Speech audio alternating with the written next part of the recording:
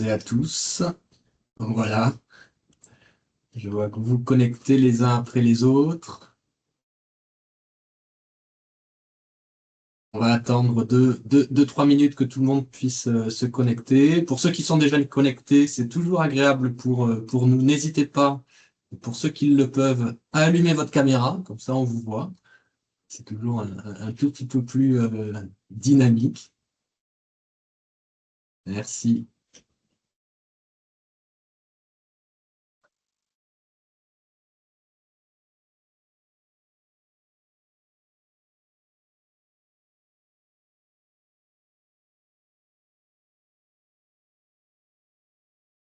Donc nous sommes en direct depuis Kiev, de l'ambassade, pour le webinaire de présentation de notre troisième édition du programme d'immersion. On va attendre encore un tout petit peu.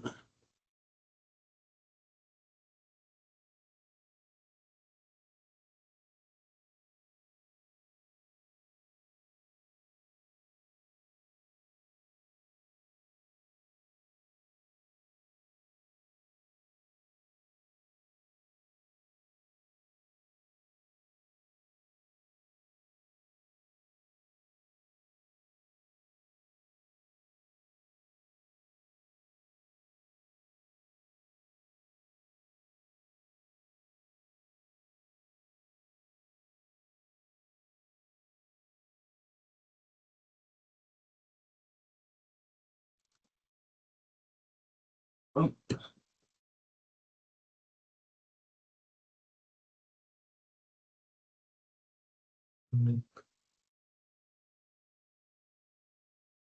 Donc, nous allons pouvoir commencer. Bonjour à tous. Romain Détieux, directeur du bureau de Business France en Ukraine. Donc, vous avez, et c'est d'ailleurs le premier slide de la journée, la présentation de l'équipe. Alors, vous avez une partie de l'équipe. Vous avez l'équipe qui est présente ici à Kiev. Donc, moi-même, pour ceux qui ne me connaisseraient pas encore, donc je l'ai dit, directeur du bureau depuis plus de 3 ans déjà. Mais ça fait plus de 15 ans que je suis en Ukraine. J'étais de votre côté, côté privé, dans l'agriculture essentiellement, puisque j'étais directeur euh, d'un semencier français en Ukraine qui a investi 40 millions d'euros et qui continue d'ailleurs dans son activité à Dnipro. Vous avez à ma droite Alexandra. Alexandra, je te laisse te présenter rapidement. Bonjour à tous, ravi d'être avec vous ce matin.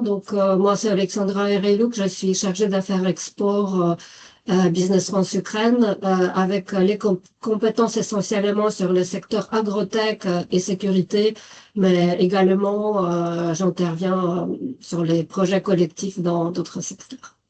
Mariana.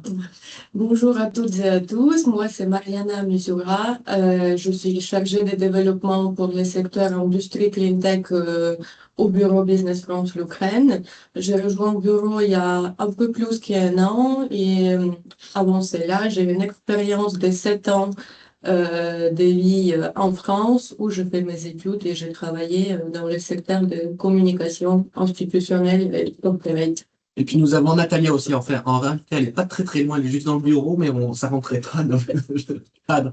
Natalia, je ne sais pas si tu es connectée en intervenante.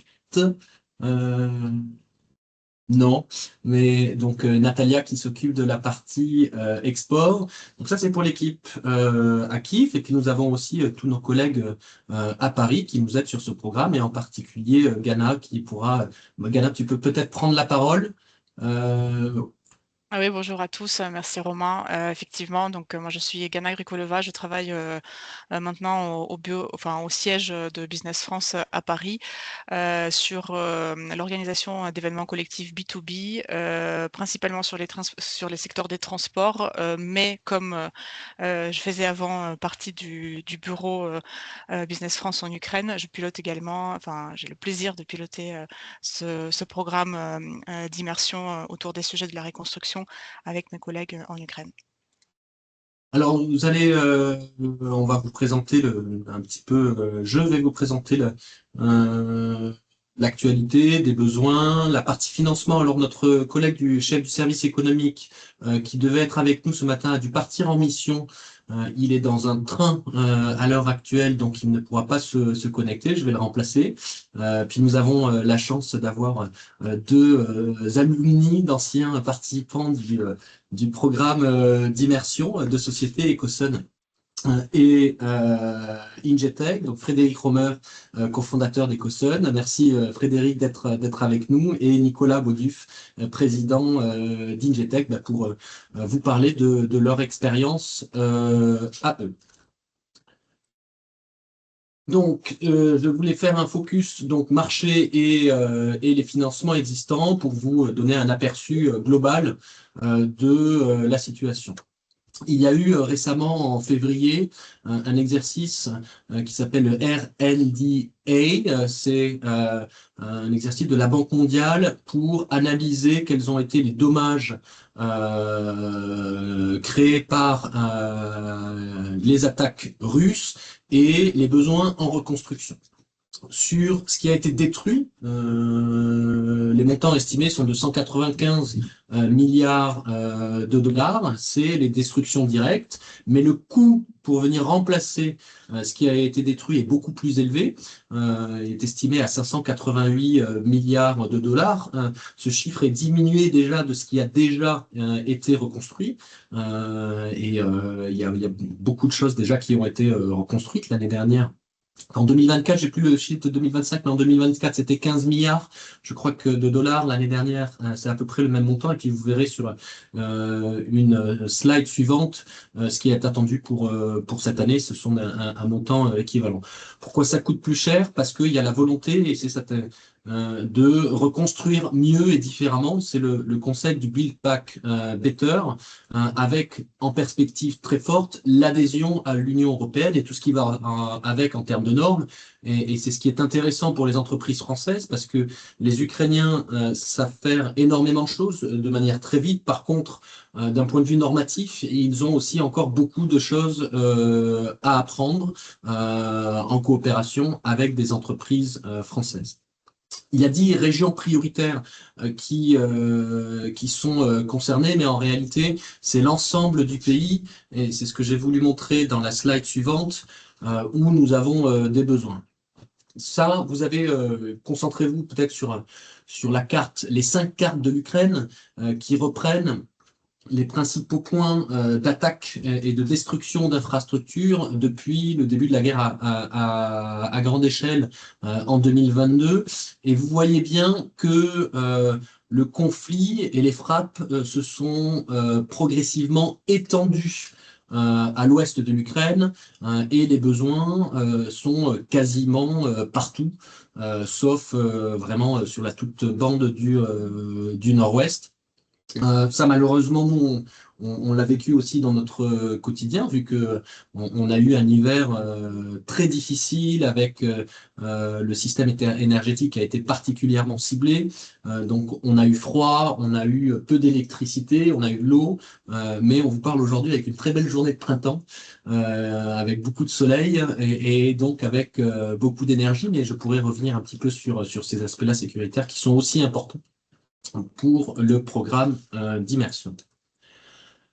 Je vais vous en parler, c'est donc vous avez le chiffre des 588 milliards de dollars, et puis ce que les Ukrainiens veulent reconstruire, pas dans quelques années, mais en 2026. Le chiffre estimé est de 15 milliards. Certains projets sont déjà très bien fléchés et financés pour environ 6 milliards de dollars, et il y a des négociations en cours, des demandes d'aide supplémentaires pour arriver à reconstruire pour 15 milliards de dollars cette année. Quels sont les secteurs les plus touchés? Malheureusement, vous l'avez suivi, c'est l'énergie qui a été le plus mis à mal. Quasiment toutes les centrales thermiques de production d'électricité sont hors du réseau, elles ont toutes été ciblées, elles ont en grande majorité été mises hors de service à un moment donné, puis remises en service, mais la majorité était quand même en très mauvais état. Et aujourd'hui, le système fait preuve de continuité grâce au nucléaire et aux énergies renouvelables, avec notamment de l'éolien ou du solaire qui est plus difficilement atteignable ou que ça coûte trop cher pour les Russes d'atteindre ces chiffres-là. Il y a toute la partie résidentielle, toute la partie transport qui a été touchée, notamment les routes. Alors, les routes, il y avait aussi des besoins existants avant la guerre, donc ça s'est venu aggraver. Protection des populations, la santé, l'éducation et l'eau, et enfin le déminage. Donc ça, ce sont les besoins. Et il va falloir venir les financer. Aujourd'hui, si vous prenez le budget de l'Ukraine, l'essentiel de l'effort budgétaire est porté sur la défense du pays. Donc les recettes fiscales sont orientées vers l'achat de matériel militaire et pour payer les soldats qui se battent et les vétérans qui sont revenus. Il y a une enveloppe après qui sert à payer les retraites, les fonctionnaires, l'éducation, et il ne reste quasiment plus rien à l'Ukraine seule, hein, c'est-à-dire pour venir financer la reconstruction. Elle fait appel à ses partenaires, donc il y a la France, il y a l'Europe et l'ensemble des pays du monde occidental, et pas que qui les soutiennent. Concrètement, pour une entreprise française, qu'est-ce que ça veut dire? Ça veut dire déjà des outils bilatéraux. Je ne peux pas tous aller dans le détail, mais je vais les évoquer. Il y a le FASEB qui est c'est du don, c'est une étude de faisabilité environ de l'ordre de 300 à 500 000 euros. Il y en a des dizaines qui ont été mises en place depuis 2022 avec un bénéficiaire ukrainien qui est un bénéficiaire public. Les prêts du Trésor, avec notamment les prêts concessionnels qui ont permis de financer par exemple l'achat de rails à un taux extrêmement préférentiel. On est proche de zéro, en fait on n'est pas à zéro, mais on est quasiment au taux auquel la France emprunte sur les marchés-là, et elle fait bénéficier cette qualité d'emprunteur à l'État ukrainien. J'y reviendrai par contre un peu plus en détail, c'est le fonds d'aide à l'Ukraine. Il y a eu un premier de 200 millions d'euros et un deuxième de 71 millions d'euros. Sachez néanmoins, j'y reviendrai, qu'il y a des pages dédiées sur le site du Trésor pour ceux que ça intéresse particulièrement, avec de nombreux webinaires qui ont été faits à ce sujet, avec des replays qui sont en ligne. Ensuite, il y a la partie BPI, avec l'assurance investissement contre le risque de guerre et d'autres outils. L'Agence française de développement, deux chiffres à retenir, 400 millions d'euros de prêts pour les municipalités ukrainiennes et 50 millions d'euros de dons qui viennent soit en amont du projet pour de la faisabilité sur la première partie, soit pour alléger le coût pour la municipalité. C'est son mandat, et elle travaille notamment beaucoup avec les financeurs multilatéraux et ce qu'on appelle le pilier 2 de l'Union européenne. Et puis enfin, nous avons Expertise France qui a près de 70 employés sur des programmes très riches qui vont de la justice à la santé, à l'accompagnement des Ukrainiens dans leur réforme de l'État, avec notamment des experts techniques internationaux dans différents ministères, celui de l'énergie, celui de l'agriculture, celui des transports, dans le cinéma aussi, pour accompagner les Ukrainiens vers l'Union européenne. Sur la partie multilatérale, vous avez donc bien sûr l'Union européenne qui est, ça prendrait trop de temps pour aller dans le détail, mais c'est le pilier 2, c'est grosso modo 10 milliards qui sont fléchés sur l'aide au secteur privé, sous forme de prêts ou sous forme de dons. La grosse partie en prêts sont des garanties qui sont transférées aux banques, comme l'AFD, et je reviendrai à peu près sur le slide suivant sur qui bénéficie de cette aide de l'Union européenne. Les gros acteurs, ce sont la BERD, la Banque européenne de reconstruction et de développement. Alors, elle ne porte pas très bien son nom parce qu'en fait, ses actionnaires sont pas uniquement européens. Vous avez les États-Unis, vous avez le Japon, vous avez le Canada. C'était déjà la banque la plus active après le début de la guerre qui a commencé en 2014 et le gros paquet d'aides qui était mis en place. Et c'est celle qui a acquis probablement le plus d'expérience en tant que grande banque multinationale en Ukraine et qui est un acteur clé, plus orienté sur l'aide au privé. La BEI, la Banque européenne d'investissement, elle porte bien son nom parce qu'elle est vraiment européenne et elle se concentre plutôt sur les aides aux infrastructures. Donc, on a plutôt prêté de l'argent aux municipalités ukrainiennes ou à des entités publiques. Enfin, la Banque mondiale, la SEB, l'ONU, et vous avez énormément d'ONG présentes en Ukraine.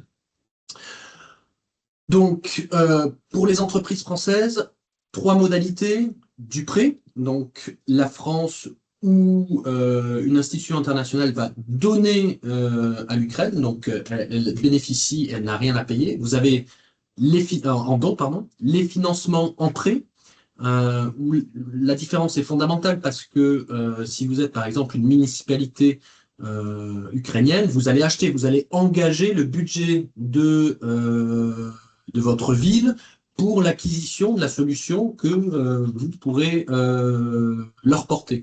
Par exemple, les prêts du Trésor, l'AFD, les homologues de l'AFD, mais aussi des banques privées. Et nous avons 2 très belles banques en Ukraine, le Crédit Agricole et BNP Paribas. Crédit Agricole, d'ailleurs, qui a fait très récemment, qui a annoncé il y a quelques jours l'acquisition de Banque Lviv, qui est bien implantée à l'ouest du pays et qui se concentre sur les PME et les ETI, et la BNP Paribas, qui est aussi très bien mal implantée dans tout le pays depuis plusieurs années, qui sont des relais et qui connaissent très bien leurs clients. Enfin, les assurances et les garanties, or, les assurances, une partie sur la prospection, et ça fait partie de la team France Export, c'est-à-dire que si vous vous dites, moi je veux bien aller en Ukraine, mais mon risque de prospection, j'ai l'impression qu'il est trop élevé, parlez avec votre conseiller, c'est une enveloppe de 30 000 euros sur quelques pays qui doivent être choisis, donc bien sûr l'Ukraine en ce qui nous concerne, et en cas de non-succès de votre prospection, vous avez un remboursement des frais engagés. Par contre, si ça marche bien, c'est intégré dans le succès et le développement de votre chiffre d'affaires. Et la BPI sur l'Ukraine met en place, pour ceux qui souhaitent investir, une assurance contre le risque politique et le risque de guerre. Si vous construisez, pour faire simple, une usine, qu'elle est détruite ou qu'il y a des problèmes liés à l'électricité, par exemple, vous ne pouvez pas opérer, il y a une assurance qui monte jusqu'à 97,5% pour vous assurer contre ce risque-là. Et vous avez aussi d'autres outils comme le risque de change, puisque la hryvnia est une monnaie non convertible. Je voulais revenir sur le fonds Ukraine, qui a très bien marché il y a 2 ans avec les 200 millions d'euros, avec une nouvelle enveloppe de 71 millions d'euros qui reflète les difficultés budgétaires de la France. Donc on continue à aider, mais en fonction de nos capacités. C'est ouvert sur quasiment tous les secteurs civils qui sont représentés ici sur ce slide. Et sur ce deuxième fonds, des critères qui ont quand même évolué de manière importante.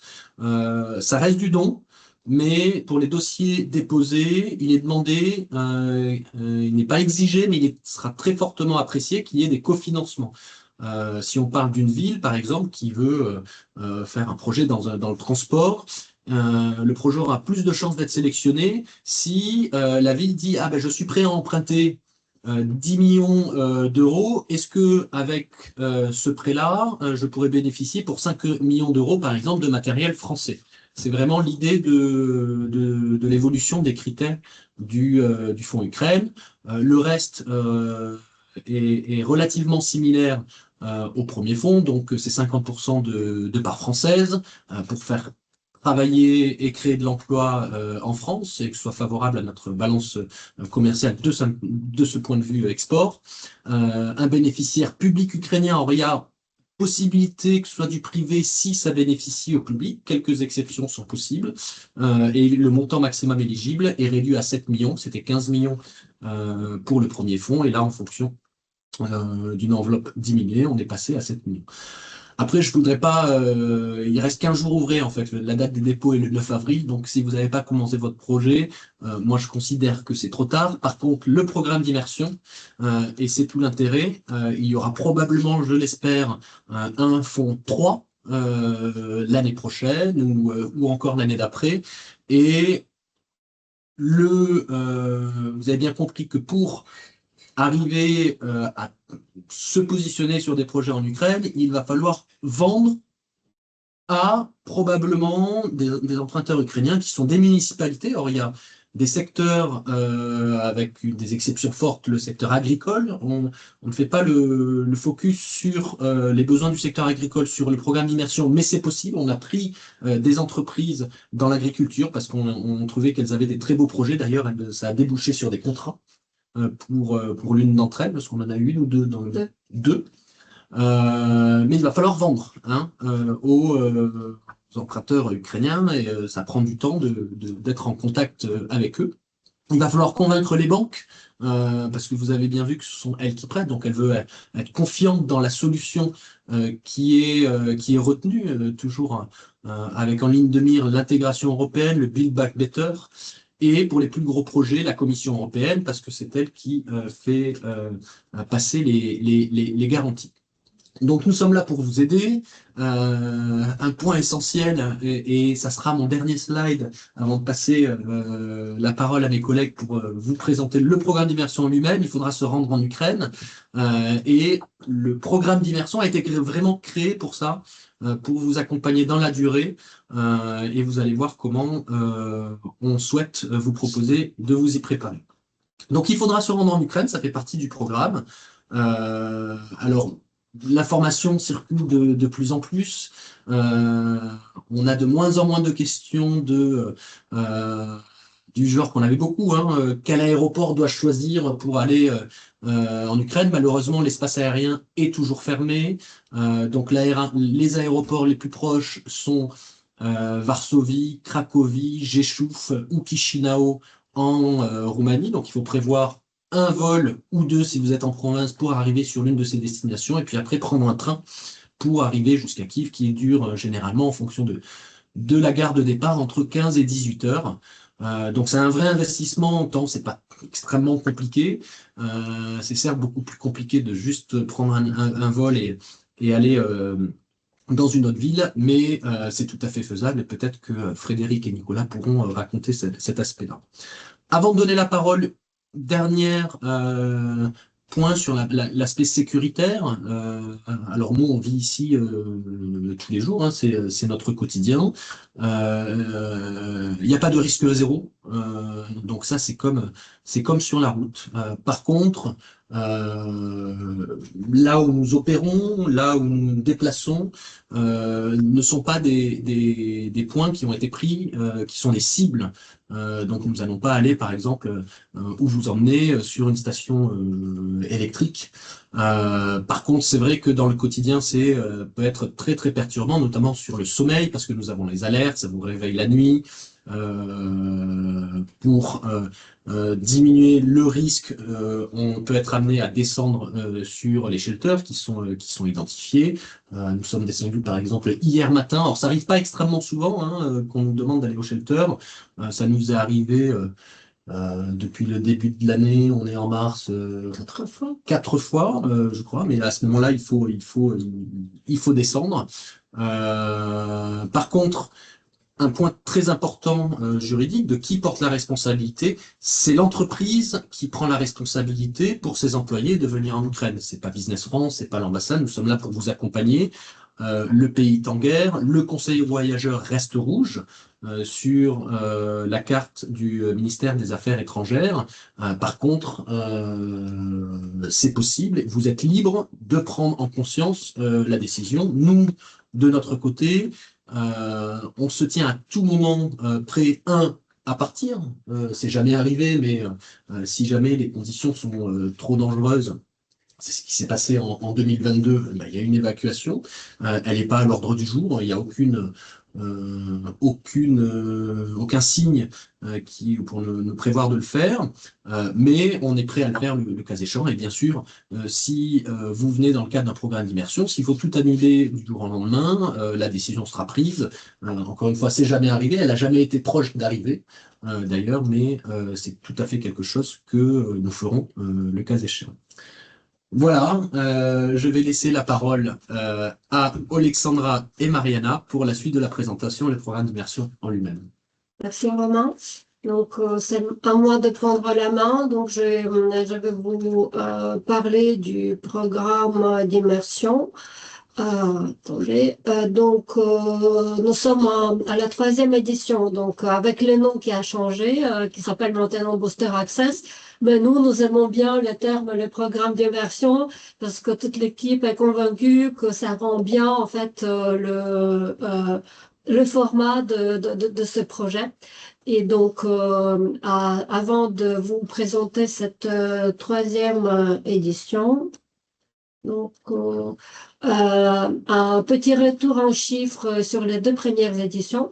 Donc, à chaque édition, nous avions 8 entreprises. Et donc, l'effort de ce programme, c'est quand même de générer le maximum de contacts utiles et ciblés et pour arriver à préparer les programmes de nos participants, nous avons qualifié plus de 350 contacts ukrainiens et ces 2 programmes nous ont généré plus de 150 rendez-vous. Donc, c'est beaucoup. Comment déjà nous prévoyons ce programme, cette 3e édition. Donc déjà, nous avons bien réfléchi aux secteurs qui sont visés. Donc les secteurs qui correspondent soit aux besoins les plus pressants pour la reconstruction de l'Ukraine, soit les secteurs qui sont importants pour la reconstruction et puis qui sont à fort potentiel pour le développement économique du pays. C'est le cas pour le secteur agrotech.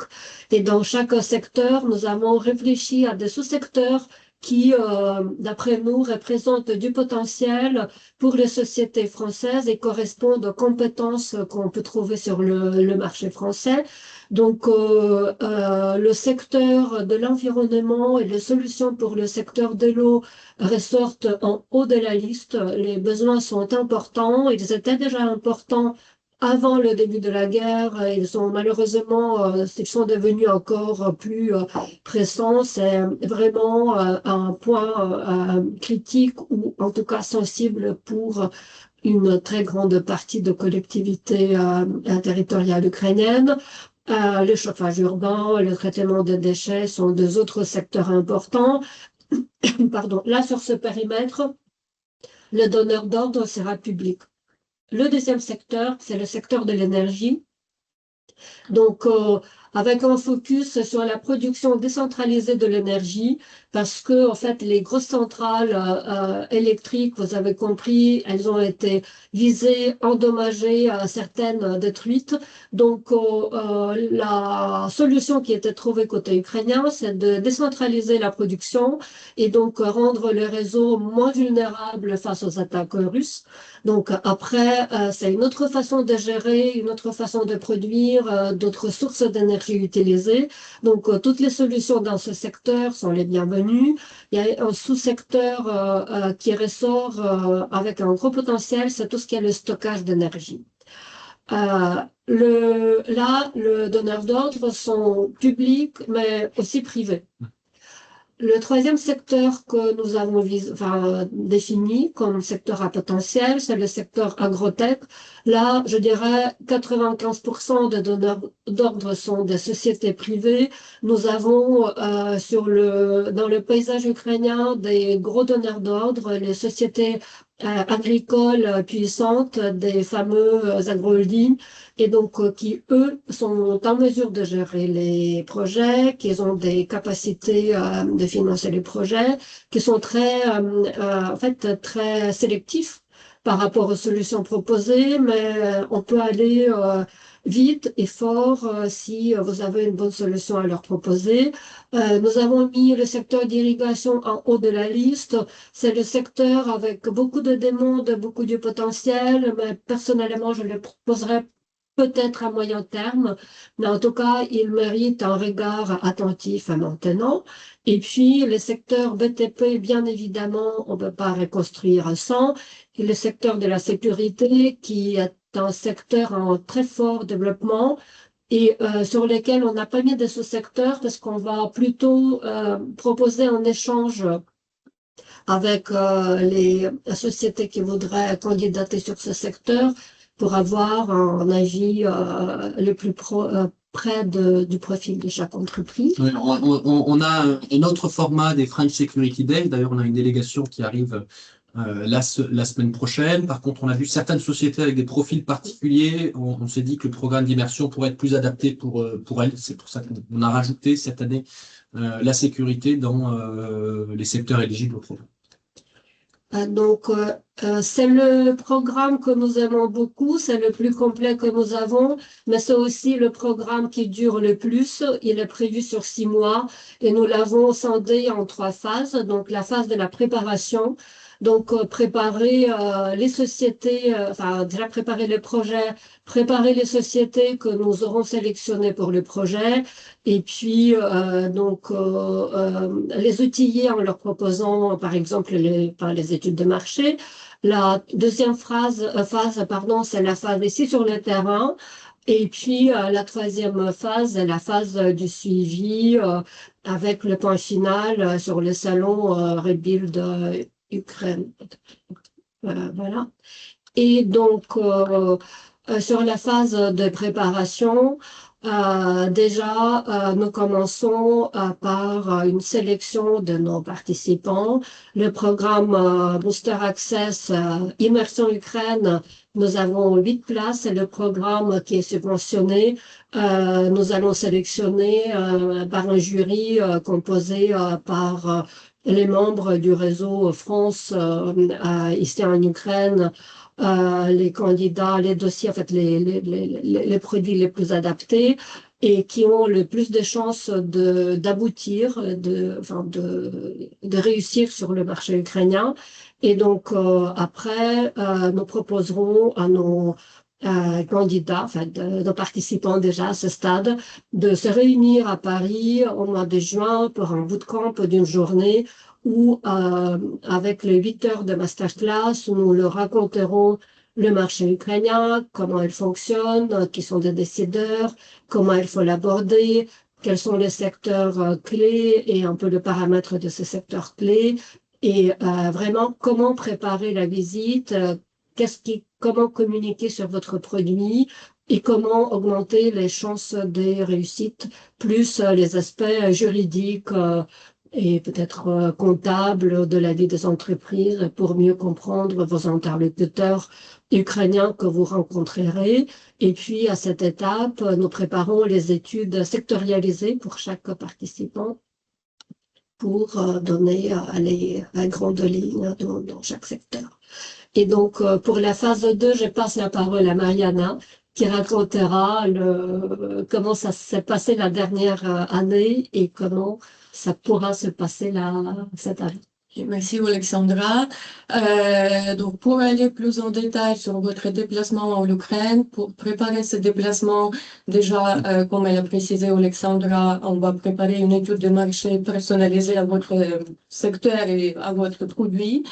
Et parallèlement, on va préparer une liste de prospects ciblés, des partenaires potentiels en Ukraine qu'on va valider avec vous et qu'on va contacter avant votre déplacement pour présenter votre produit et pour proposer le rendez-vous avec vous lors de votre séjour à Kiev.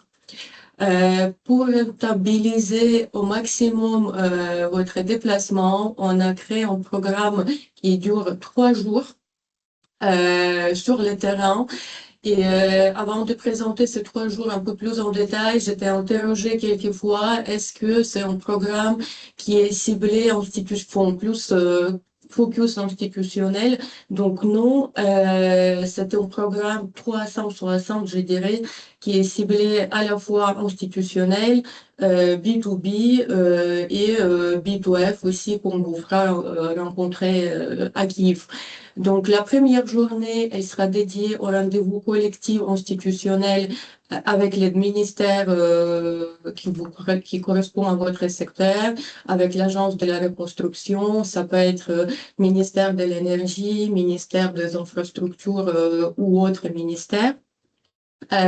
Avec les communautés collectivités territoriales de Kiev, par exemple. Et cette journée, elle sera terminée par un cocktail de networking avec la communauté d'affaires française en Ukraine. Et on invite les représentants des entreprises qui sont présentes sur le terrain depuis des années, les représentants des banques françaises en Ukraine, mais on invite également des partenaires ukrainiens avec qui on collabore très régulièrement. Ensuite, la deuxième journée qui sera dédiée uniquement au rendez-vous B2B, notamment avec la liste de prospects qu'on va valider avec vous. L'année dernière, par exemple, on a réalisé pour 7 entreprises qui se sont déplacées à Kiev, nous avons réalisé plus de 77 rendez-vous en cette journée, donc ce qui fait beaucoup. Et voilà, vous pourriez continuer ce programme si jamais vous n'avez pas le temps ou il y a des contretemps. Vous pouvez voir vos partenaires le lendemain. Ça dépend également, est-ce que vous allez vous déplacer en 2 représentants, parce que par exemple l'année dernière, ceux qui ont été à 2, ils ont réussi à faire plus de rendez-vous, mais généralement c'est entre 8 et 12 rendez-vous par entreprise par jour. Et la troisième journée, ce serait la visite du site de reconstruction. Pour montrer que la reconstruction, elle a déjà commencé. L'année dernière, nous avons visité les villes de Boutcha et de Borodianka, notamment l'école et le centre de réhabilitation qui étaient détruits par les Russes et qui étaient ensuite reconstruits par les Ukrainiens et ses partenaires. Et le départ pour Varsovie, un point important que on vous récupère à la gare de Varsovie et nous nous occupons de vous, de votre arrivée à Varsovie jusqu'au votre départ de Kiev. Et la troisième phase de notre programme d'immersion, c'est la phase de pérennisation. C'est le Salon Rebit l'Ukraine. C'est l'un des événements les plus importants dédiés à la reconstruction de l'Ukraine qui aura lieu à Varsovie en novembre. C'est pour revoir vos partenaires ukrainiens et pour continuer vos échanges et rencontrer d'autres partenaires si besoin. Et pour passer au tarif de ce programme, c'est un programme qui est subventionné, quel que soit type ou secteur de l'entreprise, et le prix global est 11 500 €, mais avec la subvention, ça revient à 7 200 € pour l'entreprise, avec 700 € pour un participant supplémentaire. Et sur ce point-là, c'est le fonctionnement de l'agence. On est partiellement subventionné par l'État et l'État a dit l'Ukraine, c'est important, ça a été choisi au niveau du siège et on applique la subvention pour la redonner aux entreprises et dans le cadre de notre mission de service public. Le reste à charge permet, nous, on n'a aucune ambition de profit, on a juste une obligation de bonne tenue budgétaire et nous permet aussi d'organiser et d'engager un certain nombre de frais ici localement, notamment pour l'organisation des B2B, du transport, etc. Et Alexandra l'a dit, pour un participant supplémentaire, 700 € et peut-être que je vais donner la parole. Alors je sais plus si je crois que c'est Frédéric en premier, mais nous on a fini pour voilà pour évoquer et puis après Nicolas de vous comment vous l'avez vécu parce que on est un outil mais l'objectif, c'est que ce soit utile pour les entreprises et on voulait avoir la possibilité de faire partager votre témoignage. Donc, c'est à vous. Je vais peut-être arrêter le partage un instant pour vous donner la parole. Très bien, mais, merci Romain. Le bonjour à toute l'équipe et toutes les personnes qui sont connectées. Euh, oui, je vais essayer en quelques petites minutes de vous partager peut-être un ressenti ou un vécu sur la mission, peut-être me présenter rapidement. Donc Frédéric Romer, je suis un des associés fondateurs du groupe Ecoson, qui existe depuis maintenant 18 ans. On a créé il y a 13 ans une structure dédiée, une filiale, qui a pour vocation de la conception et la fabrication des premiers groupes électrogènes solaires. En gros, c'est une combinaison de panneaux solaires mobiles associés à des batteries et qui sont déclinés sous différents formats. Ça démarre par une gamme de petites mallettes jusqu'à des containers en passant par des remorques, des cadres. Pour les personnes du métier d'énergie, c'est entre du 3 kVA et du 135 kVA.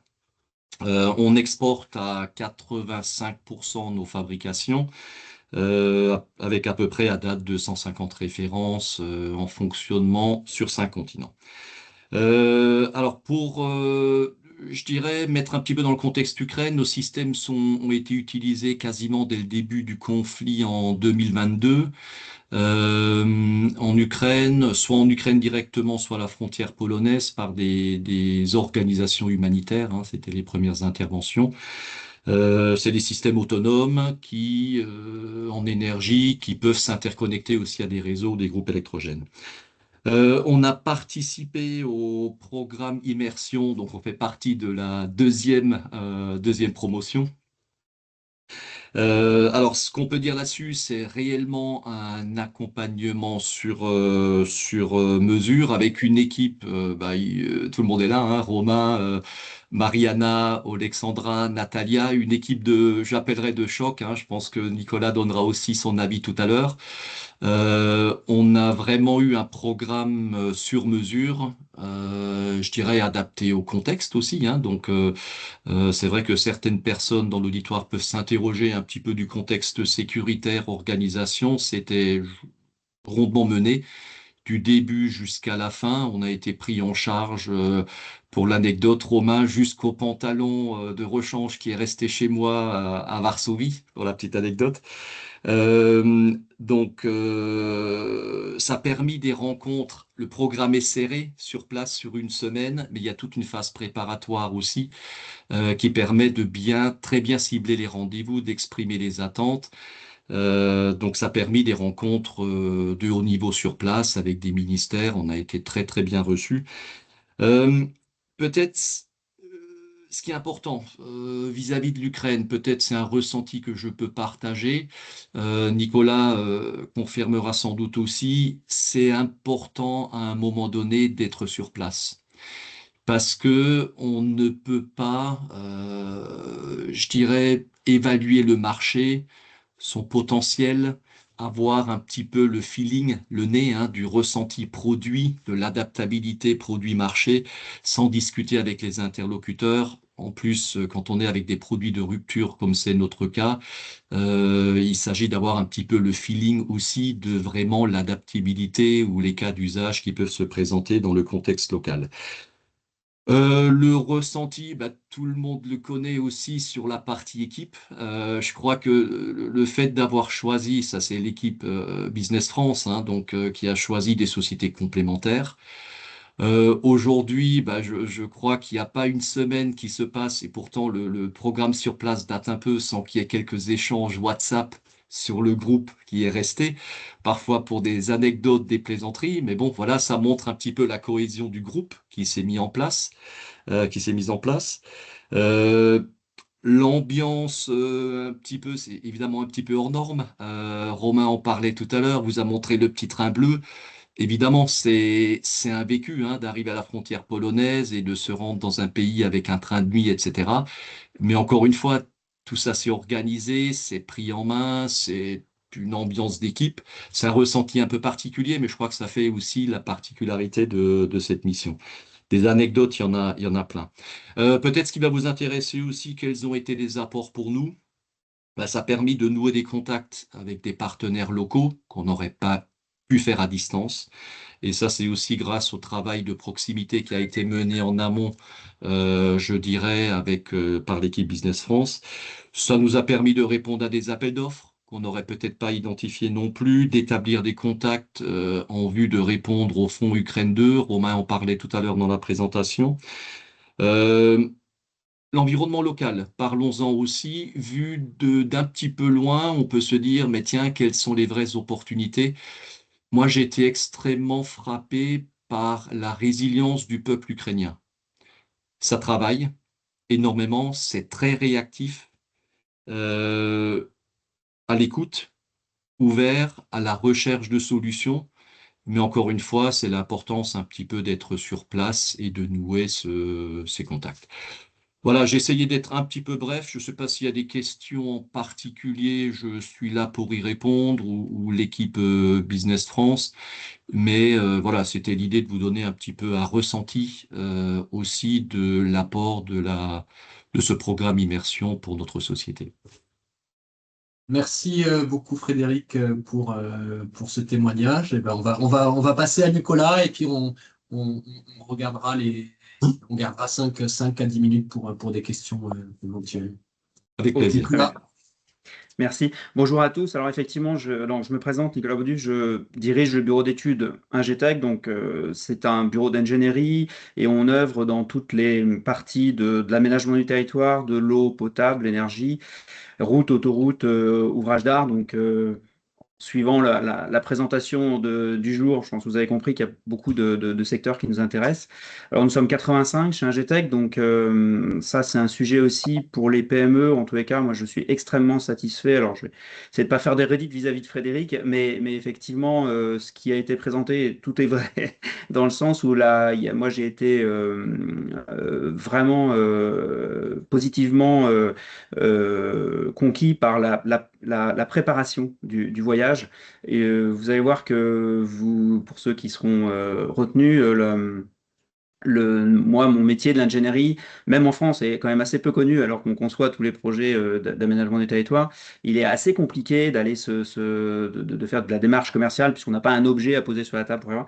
Et là, le travail de l'équipe de Romain et l'ensemble du travail a été remarquable, puisqu'ils nous ont qualifié des rendez-vous extrêmement dédiés à notre activité.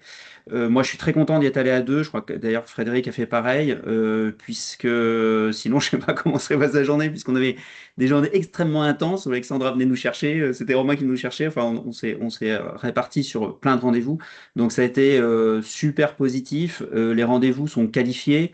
On a vu tant des institutionnels que nous, des partenaires techniques dans nos métiers, avec qui on est maintenant en contact.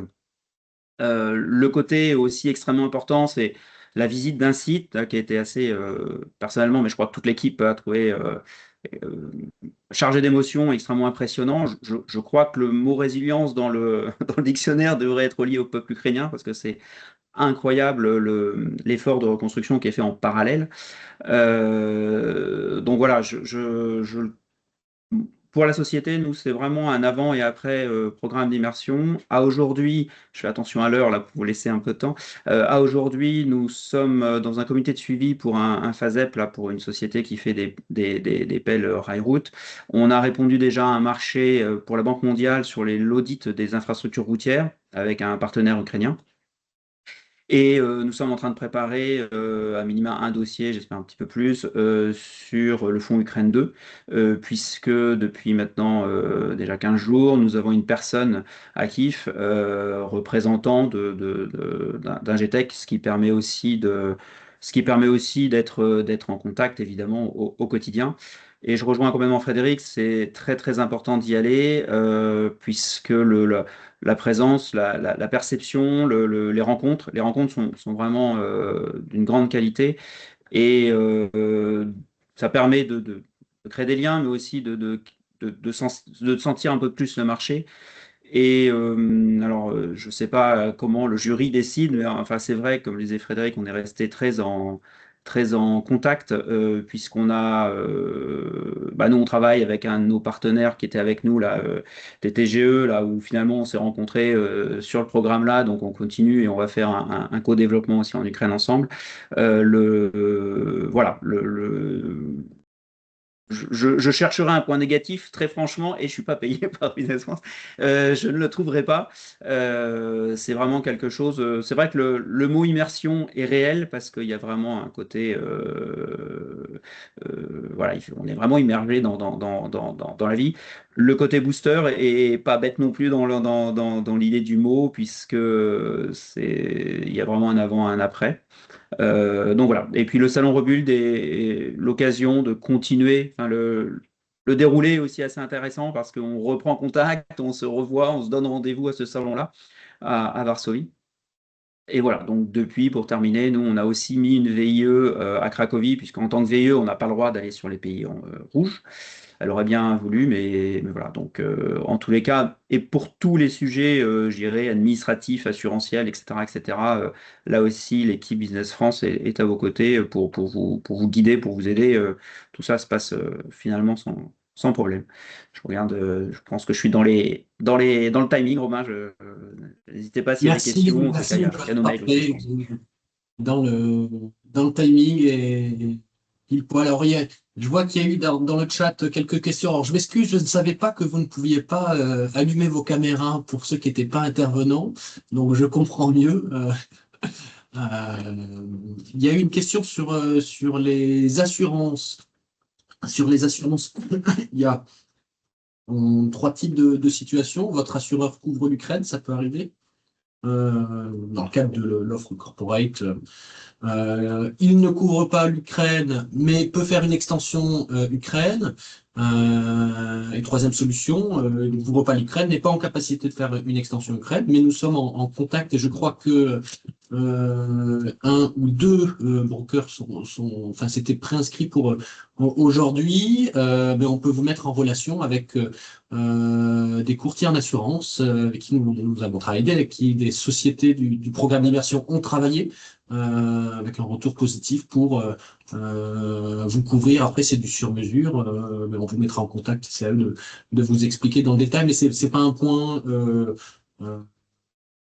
C'est un point bloquant en 2023. Ça ne l'est plus du tout depuis cette époque-là. Voilà.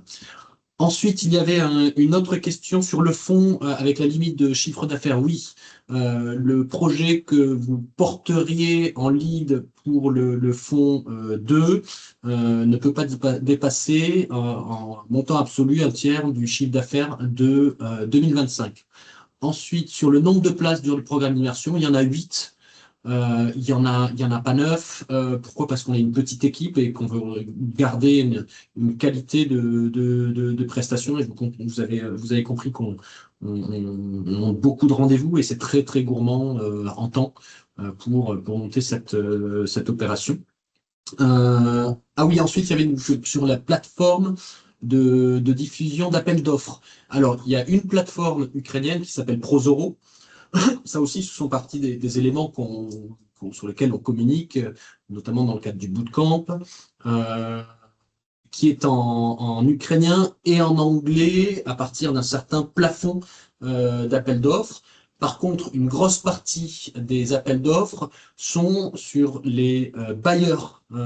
L'AFD a sa propre plateforme, la BEI va avoir sa propre plateforme, la Banque mondiale va avoir sa propre plateforme.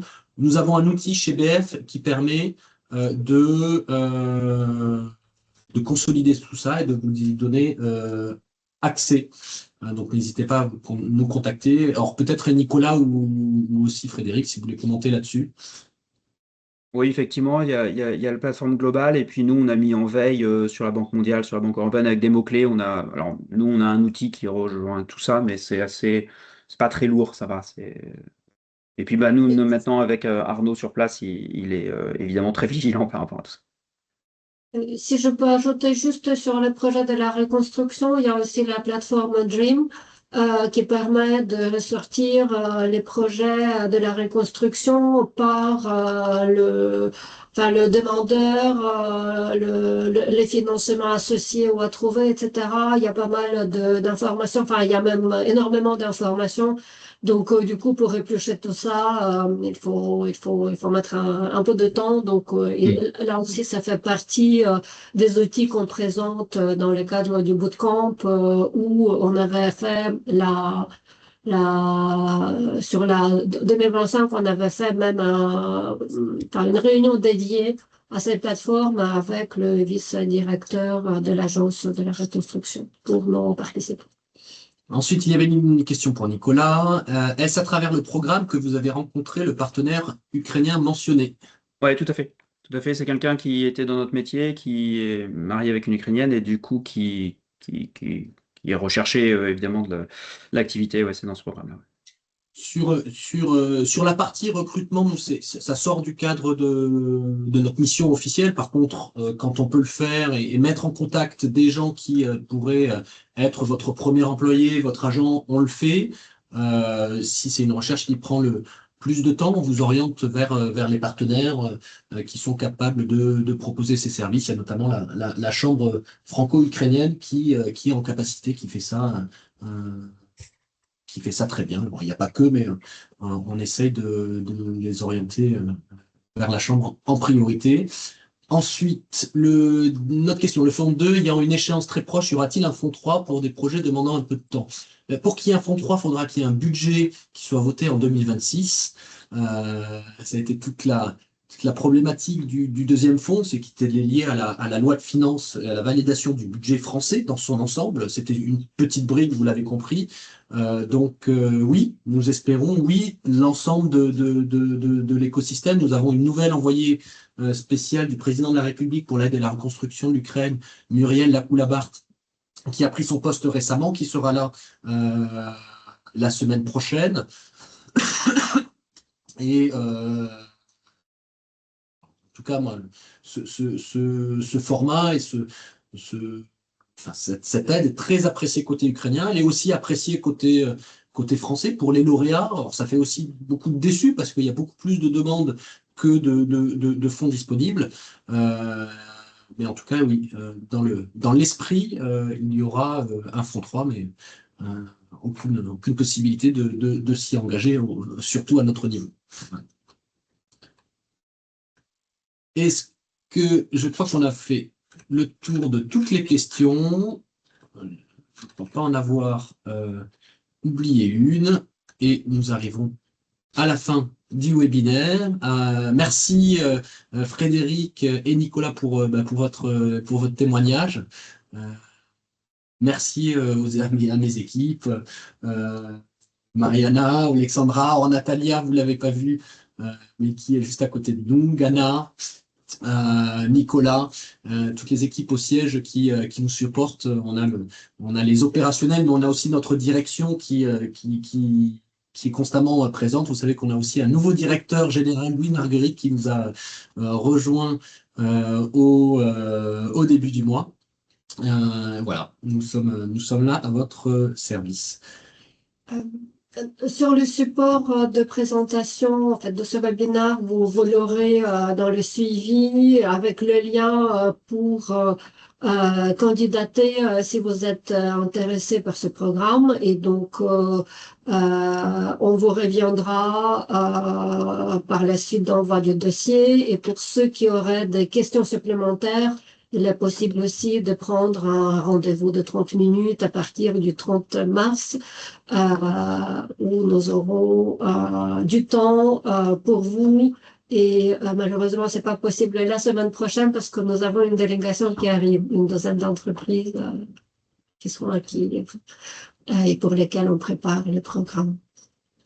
Merci à tous. Bonne journée. Merci beaucoup. Très bonne journée. Merci beaucoup. Bon courage à tous. Au revoir. Au revoir.